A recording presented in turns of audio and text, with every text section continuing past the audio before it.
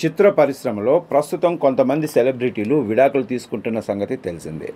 అయితే కొంతమంది సీనియర్ హీరోలు కూడా తమ భార్యలకు విడాకులు ఇచ్చారు. అలాంటి వారిలో విశ్వనటుడు కమల్ హాసన్ కూడా ఒకరు. కమల్ హాసన్ మొదటిసారిగా సారికను వివాహం చేసుకున్నారు. వారికి శృతి హాసన్, అక్షర హాసన్ ఇద్దరు కుమార్తెలు ఉన్నారు. కమల్ సారికలు 1988లో వివాహం చేసుకున్నారు. అయితే తన సినిమాలలో ఎంతో మంది అభిమానులను సొంతం చేసుకున్న కమల్ వ్యక్తిగత వైవాహిక జీవితాలలో ఎప్పుడూ వివాదాలు మైనస్లతోనే ఉండేవారు. కమల్ ప్రేమించిన వారి లిస్టు చాలా పెద్దదిగానే ఉంటుంది. కమల్కు గౌతమితో అధికారికంగా పెళ్లి జరగకపోయినా ఆ సహజీవనం కూడా కలిపి చూస్తే 3 భార్యలు ఉన్నట్టే లెక్క.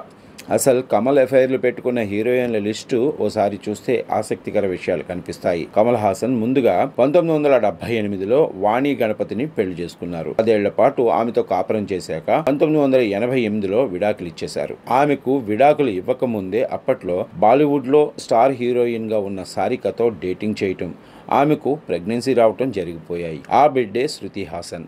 సారికతో చాలా రోజులు ఉన్నాక ఆమెకు విడాకులు ఇచ్చేసి గౌతమితో 14 ఏళ్ల పాటు సహజీవనం చేశాడు. అసలు గౌతమి కమల్ ఎప్పుడో ప్రేమించుకున్నారు.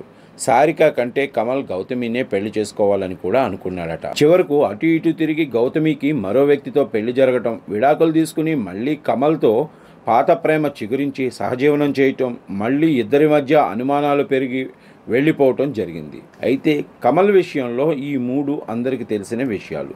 మరో 3 హీరోయిన్లతోనూ కమల్ ఎఫ్ఐఆర్ నడిపాడని అంటారు. ఇవి చాలా మందికి తెలియదు. ఒకప్పటి నటి శ్రీవిద్య కమల్ హాసన్ను పిచ్చిగా ప్రేమించింది.